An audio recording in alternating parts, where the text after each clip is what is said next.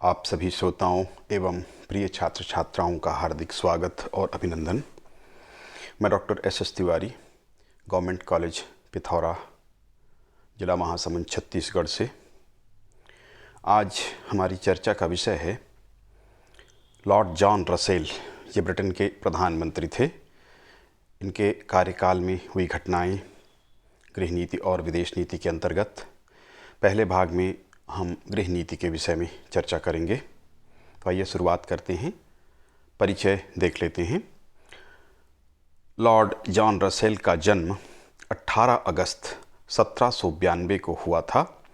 School की पढ़ाई इन्होंने वेस्टमिनिस्टर स्कूल में की एवं उच्च शिक्षा एडिनबर्ग विश्वविद्यालय में इन्होंने उच्च शिक्षा प्राप्त की। 1813 में लॉर्ड जॉन रसेल ने संसद में पहली बार प्रवेश किया। इनके द्वारा 1828 में टेस्ट अधिनियम को रद्द कराने में मुख्य भूमिका निभाई गई थी। टेस्ट अधिनियम आपको ज्ञात होगा, ये कैथोलिकों के साथ भेदभाव करने वाला अधिनियम था, उनके अधिकार को सीमित करने वाला अधिनियम था टेस्ट अधिनियम। इसको रद्द किया गया था, उसमें इनकी भूमिका महत्वपूर्ण थी, जो 1828 में इसके लिए कैथोलिक इमेंसिपेशन एक्ट पारित किया गया था।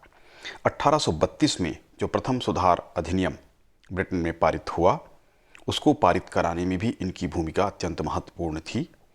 इन्होंने मध्यम वर्ग के मताधिकार का समर्थन किया था। 1846 से 1852 तक एवं 1865 से 1866 तक 2 बार ये प्रधानमंत्री रहे थे। द्वितीय काल बहुत सीमित काल था और कोई उल्लेखनीय कार्य उस समय नहीं हुआ था।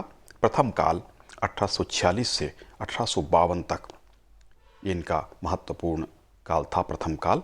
इस काल के बारे में ही मुख्य रूप से हम चर्चा करेंगे। तो आइए शुरुआत करते हैं। सबसे पहले वीडियो के प्रथम भाग में हम देखेंगे गृह नीति और दूसरे भाग में उनकी विदेश नीति के ऊपर हम चर्चा करेंगे। गृह नीति में देख लेते हैं। पहला कार्य इनका था शिक्षक पेंशन एवं प्रशिक्षण प्रारंभ इन्होंने करवाया था। इनके कार्यकाल में शिक्षकों को पेंशन देना प्रारंभ किया गया था और शिक्षकों को प्रशिक्षण देने की शुरुआत भी इन्हीं के कार्यकाल से हुई थी।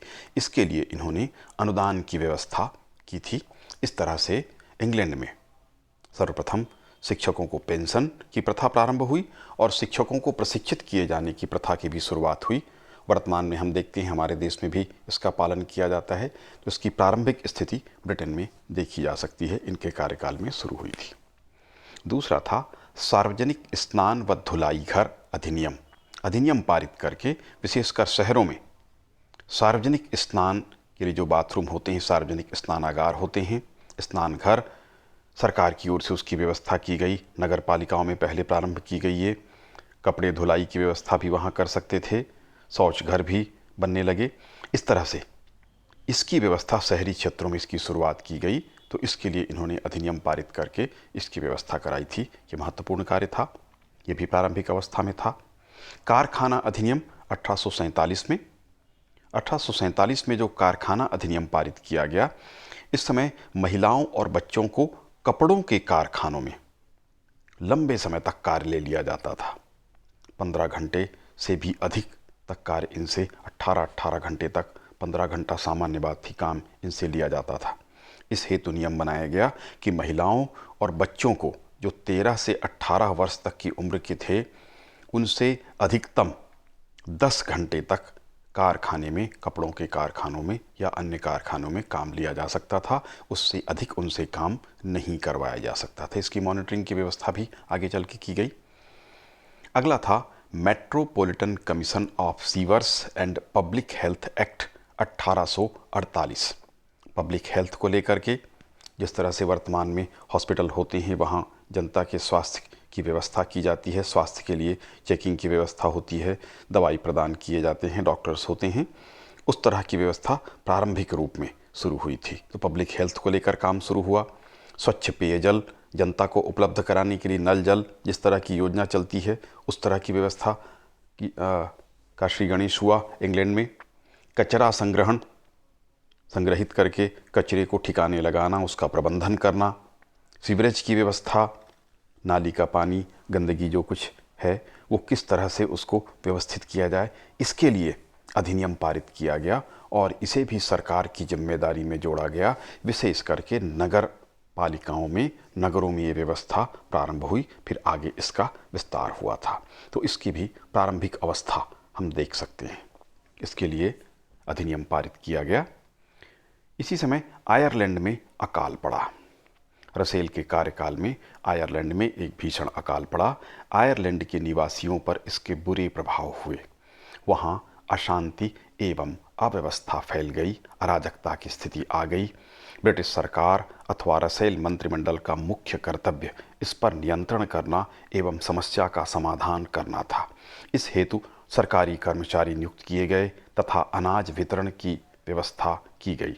किंतु जब यह पर्याप्त नहीं हुआ तब सीधे तौर पर उनको लाभ पहुंचाने के लिए भोजन की व्यवस्था की गई। भोजन गृह बनाए गए, वहां भोजन उपलब्ध कराया गया। सूप घर बनाए गए जहां सूप उनको दिया जाता था, कम से कम सूप उनको मिले, भोजन मिले, इसकी व्यवस्था की गई। किंतु फिर भी पर्याप्त सफलता इस कार्य में इनको नहीं मिली। समुचित समाधान इसका नहीं हो पाया। आयरिश जमींदारों का अत्याचार पूर्ववत बना रहा, कृषकों का शोषण होता रहा। बड़ी संख्या में आम जनता और कृषकों के लोग मृत्यु को इस अकाल में प्राप्त हुए थे।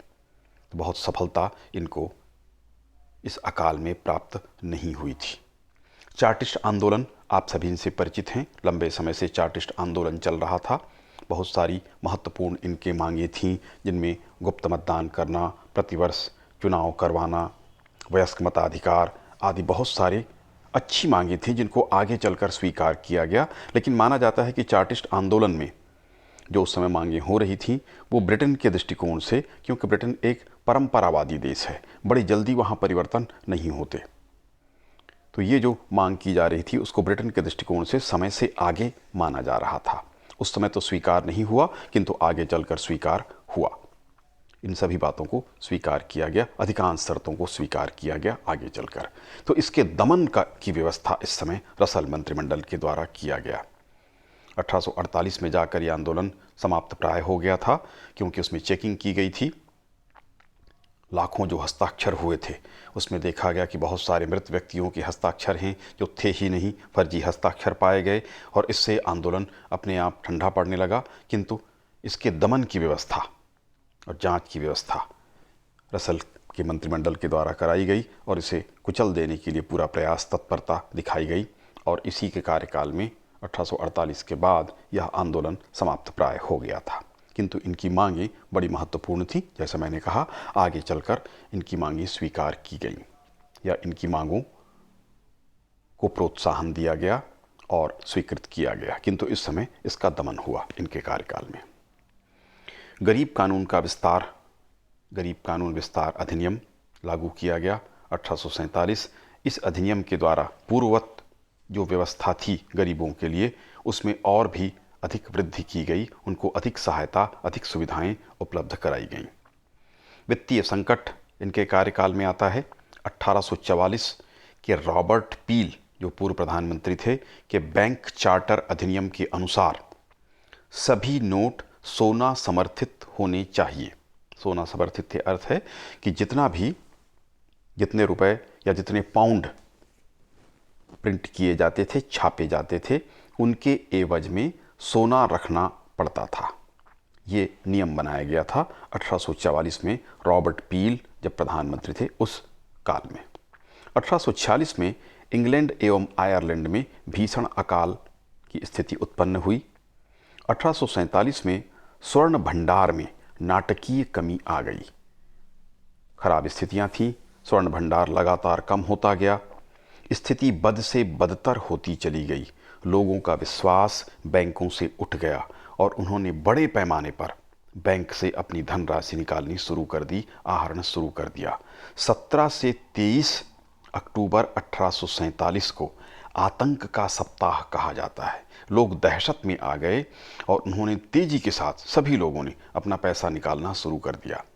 ऐसी स्थिति को सुधारने के लिए 25 अक्टूबर को प्रधानमंत्री रसेल एवं चांसलर चार्ल्स वुड ने बैंक ऑफ इंग्लैंड के गवर्नर को एक पत्र लिखा, प्रेषित किया तथा नए नोट छापने हेतु उनको अधिकृत कर दिया। उसके लिए स्वर्णमान या सोने की व्यवस्था रखना आवश्यक नहीं रखा गया ताकि स्थिति को नियंत्रण में लिया जा सके और इससे स्थितियां तेजी के साथ सुधर गईं। लोगों का विश्वास भी बैंकों के ऊपर हो गया और स्थिति सुधरी। इस तरह से इस स्थिति से निपटने में यह सरकार सफल रही। कैथोलिकों के प्रतिनिधि। इंग्लैंड में अधिकांश जनता प्रोटेस्टेंट थी, यद्यपि कुछ कैथोलिक भी इंग्लैंड में थे, किंतु मूल रूप से प्रोटेस्टेंट्स का देश था।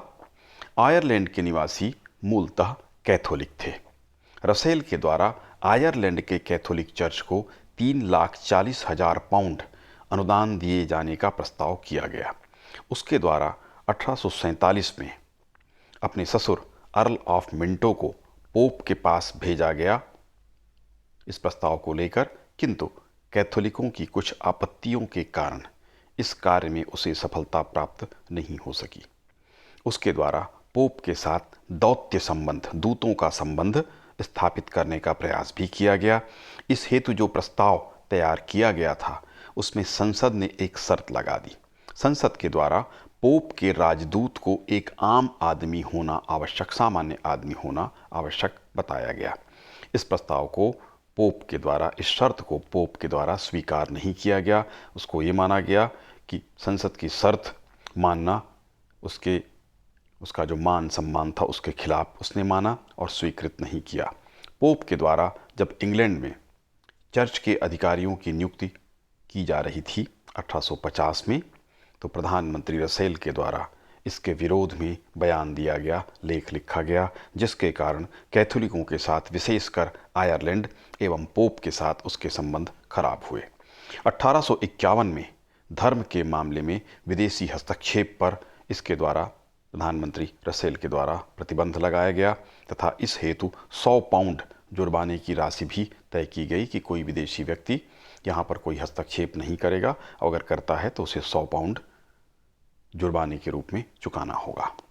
इस तरह से कैथोलिकों के साथ उसके संबंध खराब हुए या ब्रिटेन के संबंध खराब हुए।